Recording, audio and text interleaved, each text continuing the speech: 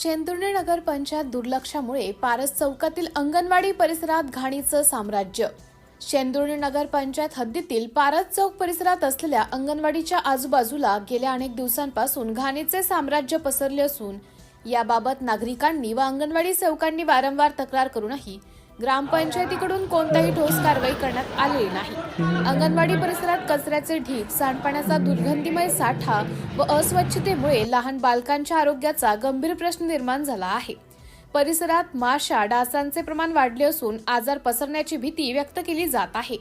पालक वर्गातून तीव्र नाराजी व्यक्त होत असून बालकांच्या सुरक्षिततेकडे नगर पंचायत जाणीवपूर्वक दुर्लक्ष करत आहे का असा सवाल उपस्थित केला जात आहे।